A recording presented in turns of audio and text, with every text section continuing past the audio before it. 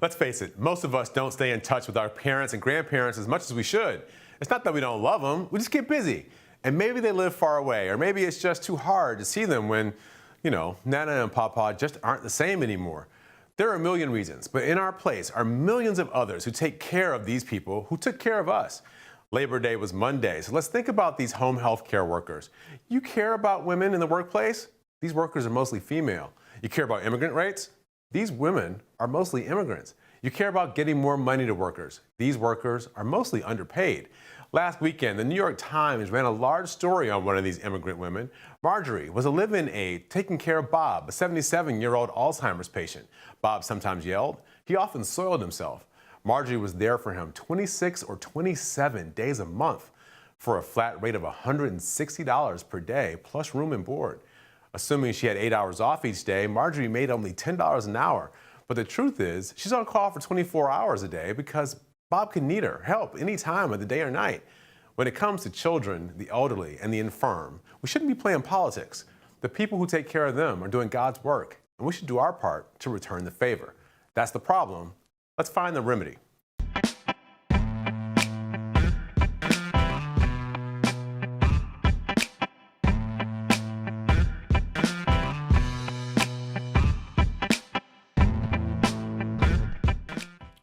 Joining me now are two people who are experts on elder care and how we help the people who are helping our families.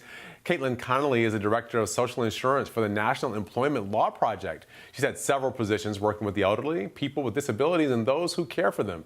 Next to her is Licy Do Canto. He is Executive Vice President and Managing Director for the consulting firm BCW. Licy was also the Director of Federal Affairs for the National Association of Community Health Centers and founder of the Partnership for Medicaid. I'm going to thank you both for being here. This is such an important topic. Thank you. It's such an important topic, and when I read the story in the New York Times, I just got moved by it and thought we need to do something on this. Even in my own family, we had a woman, Mrs. Ledbetter, right? She used to come by the house, take care of my great-grandmother when she was in her 90s. My grandma, she was like a member of the family. She was around all the time, but I never thought about it. I was a kid, so I had no idea how much they were doing. But I never thought about how these people get paid and how much of their own lives they're giving up to be a part of ours. Right. And you've been working with these people for a long time, right? Yes. I mean, I think when I talk to home care workers, they really share their stories and how much they love doing the work, how they love being a part of people's lives. Like you said, it feels very much like you are a member of the family. Mm-hmm. But that, unfortunately, doesn't counter all of the challenges to the work itself.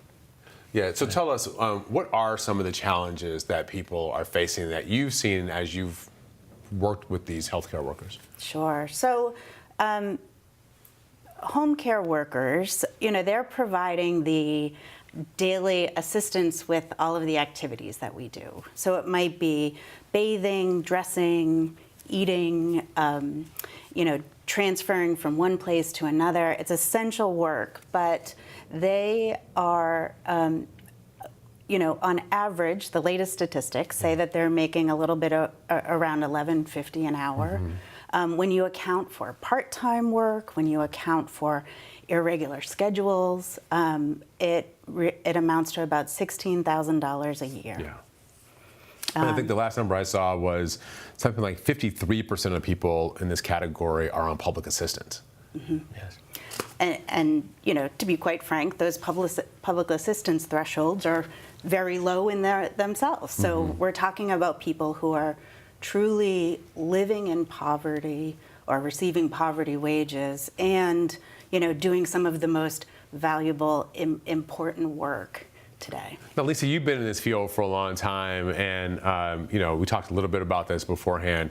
I've just seen there's so many of us, we move away from our families, so we're not nearby as much as we were, or somebody's in a facility, but they're out of the facility, now they're back in the house, and we've got somebody who's coming by every day. Right. But some of these people, this woman in the Times, she was there 24 hours a day. That's right, which is very common in this industry. And we talked about family members. These are the most maltreated family members, I think, in the nation. Undervalued, underpaid, and certainly overworked, as you just pointed out. And likely not the only job that they have. As was mentioned, public assistance, more than half are dependent on that.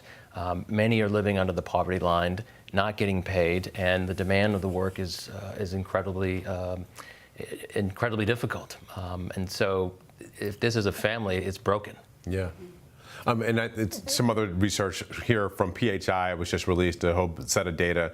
62% of these folks are people of color, and 31% of them are immigrants. Does that have anything to do with how tough it is to get their work situation uplifted?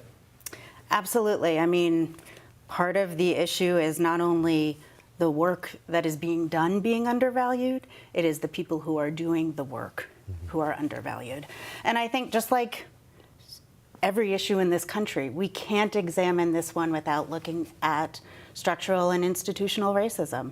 Back in 1938, when we were drafting the Fair Labor Standards Act, white Southern segregationist policymakers said there's no way you can pay black workers the same wage as white workers.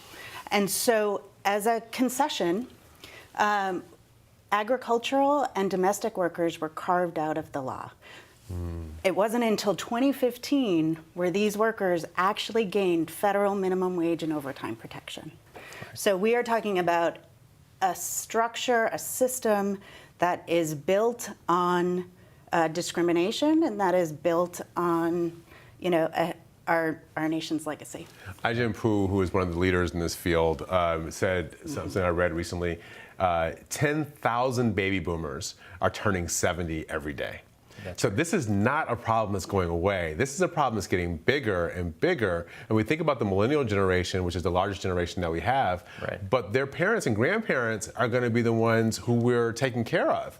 Yeah. So I guess we get to the question of what's the solution for this? How is it that we start to fix this problem? Right.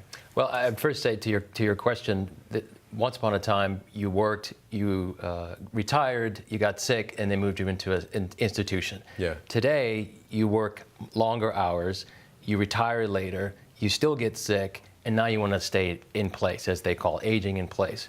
And that's both because of the law. AARP is all over that, right? That's right. Part of what they're That's talking right. about. Yeah. Look, when you get sick, you want to stay in your house, right? You want to stay in your community. You don't want to go down the street to an institution that, for some or many, might feel like a prison. I had a friend telling me just before I came here, I have an aunt, I went to visit her outside of Boston, and walking around, she says, you see that wall? It makes me feel like I'm in prison. She's 80 years old. And so do you want your grandmother to feel like she's in a prison? No, you want her to be at home. But we live in a society of the have and have-nots. And so we don't all get to afford that. So some of the solutions, money isn't the answer to everything, but without it, not much can happen. In this case, because so much of the home care industry is funded through Medicaid primarily, that's one of the first areas that we need to start. And primarily those rates get affected at the state level. So the states have to do a much better job at adequately funding the work that the home care workers are doing. But at the same time, as states are moving forward, like other states are moving forward with increasing the minimum wage, what often happens is if your state does raise that minimum wage, oftentimes the home care worker isn't part of that, but the provider is. And then the margins with providers, I love my friends there, and they'll say, look, we want to pay them more, but if most of our funding is dependent on Medicaid, and now I have to pay my worker more, and they're not giving me more, it just creates an incredibly difficult margin of problems. So a lot of these workers are contractors, right? That's the problem. So we're talking about hourly minimum wage. Like Marjorie in the New York Times story, she's getting paid a flat fee of $160 a day. That's she's right. a contractor. She's not an hourly wage worker. Right. So she's basically being paid that number regardless of how much she works. That's right. Is there any effort to, I don't know, people are unionizing this workforce?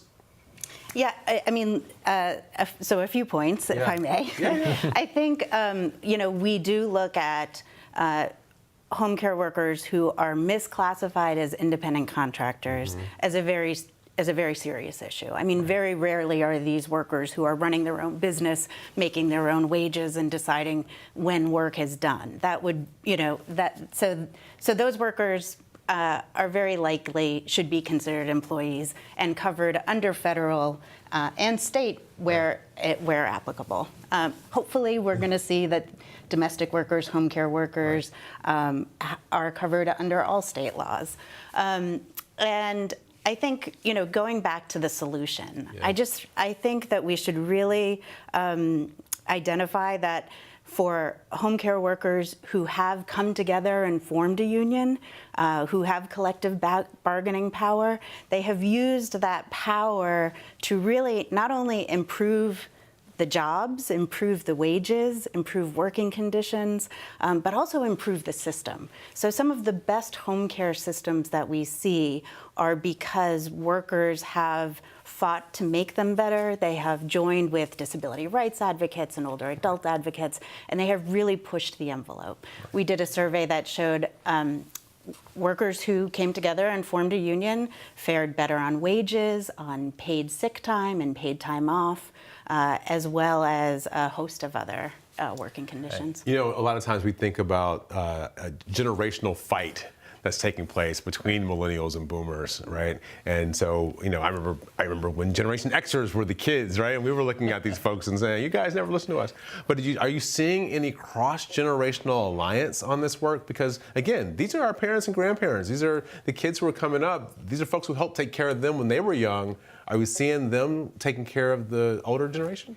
Well, the home care workers, the average age is 25 and 30 years old. So they're in this work and the fight is continuing. But it's not just elderly people that are being taken care of. There are also people with disabilities of all ages. That's a great point. And so it's something that's impacting the entire American family, if you will. And it's causing, it really disrupting communities and disrupting families when you have to try to decide, what do I do with Grandpa Jamal? Do I send him to the institution? Not yet, brother, not yet. Give me a minute. Or do we try to find a way to take care of it? And then who's going to take care of him? Not me, but you do it. And so it's something that's challenging a lot of us. But I would say, to the point of solutions, the law changes that the previous administration made in 2015 did extend some of these labor protections, but there's still clarifications that are needed.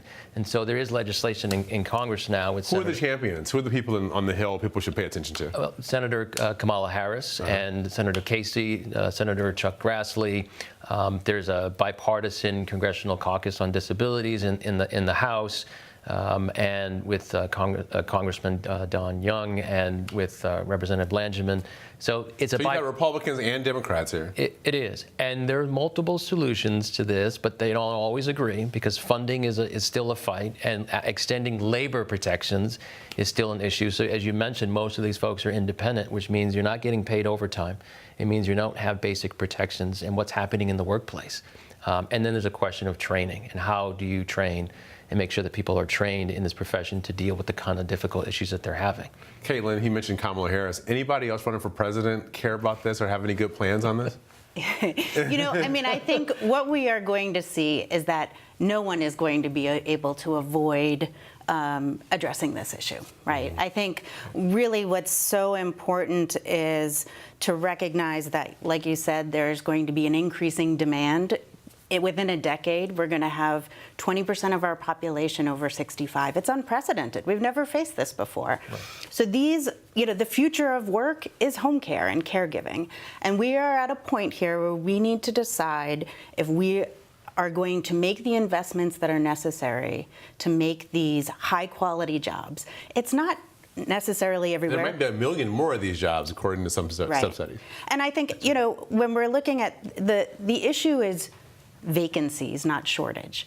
That we have enough workers. It's that the quality of the jobs is so poor that people aren't able to go into them and they're not able to stay in them. The latest statistics was 82% turnover rate last year. Wow. So if these are the jobs of the future for millennials and for everybody else, we must make them quality jobs. Any other way to get presidentials to pay attention to this?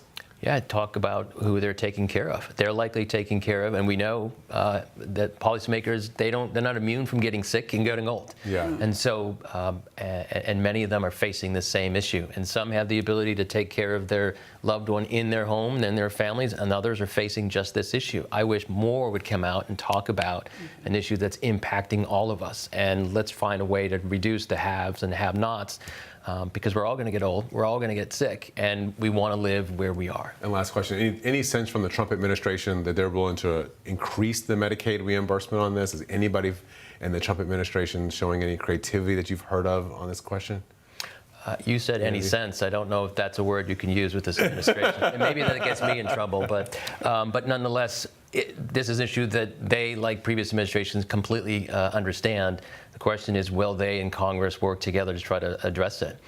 It is one of the fastest growing professions in the country, and the last time I checked, folks who are getting older at twice the rate, and if you go even older than that, the 85-year-olds are tripling in their size, and so it's an issue that we all have to face, and generally we face it at the end of our life. It just seems to me you got to break this up. Nobody can work 24 hours a day, 6 Right. days a week. You got to break that up. It seems to me you got to figure out how to pay these people more than $10 an hour, so that they've got to have lives and families and relationships of their own.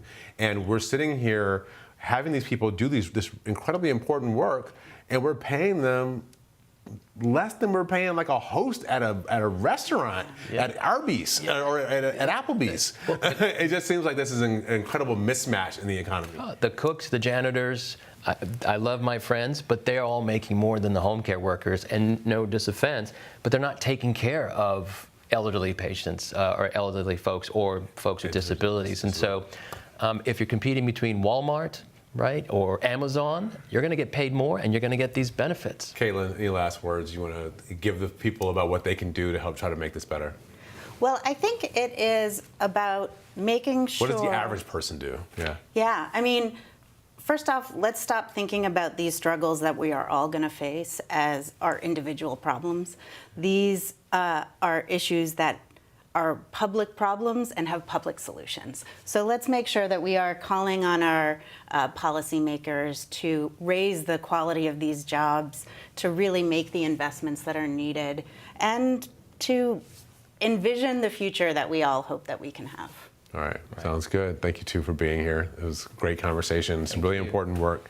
And if you got anything else you want us to pay attention to, any resources, send them over. We will link to it on our page, so when people watch this, they can link to anything else they might want to see and they should know about. So I want to thank you for being here.